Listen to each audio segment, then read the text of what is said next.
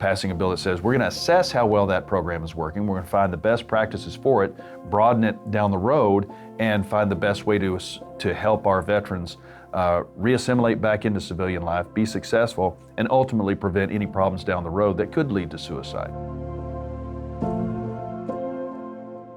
Why did you join the military? Most of us joined because we want to serve our country and do great things. I was taken airborne by my dad when I was 7 years old in a little Cessna, and that lit a fire under me to be a fighter pilot. I successfully made it through the academy right there in the middle of the pack, and got to flight school and then had a wonderful career for 20 years after that.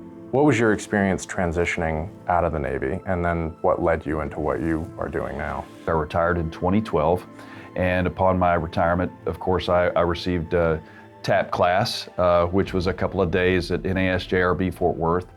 I think that there was some good information passed, but that's not really training. We may chew them up and spit them out into war, 20 years of war over Afghanistan and Iraq, multiple deployments.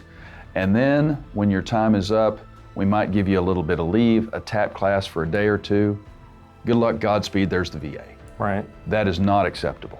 You know, government programs, government websites are very difficult to maneuver through. What I would like to see is not necessarily an enrollment in VA for everybody transitioning from the military to civilian life. What I would like to see, and I've expressed this to leadership, is ultimately a handoff between DOD and VA.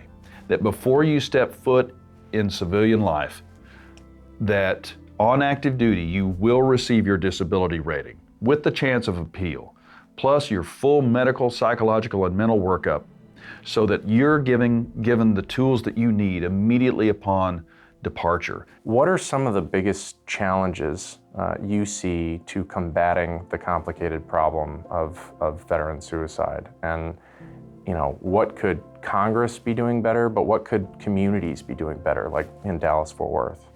I think we're gradually accepting the need for mental care post-deployment in this nation, and I'm grateful to see that. You know, one of the things that I've tried to do as a new legislator is pass the Vital Assessment Act, which assists veterans who are going back to college after their time in the service, 62% of whom are first in their family to attend college. You might be 23 going back to be a freshman at some university, and suddenly you're different than everybody else. You're older, your life experiences are different, your background is different than somebody that you might be going to school at UT and you're 23, everybody else is 18. They just got out of high school, they have no idea how to communicate with you or you with them. The Vital Act already exists. It provides counseling for those going back to college. It exists at 183 campuses. So what we try to do, and what I think is a smart way to eat the elephant is one bite at a time, is passing a bill that says we're going to assess how well that program is working, we're going to find the best practices for it, broaden it down the road, and find the best way to help our veterans reassimilate back into civilian life, be successful, and ultimately prevent any problems down the road that could lead to suicide.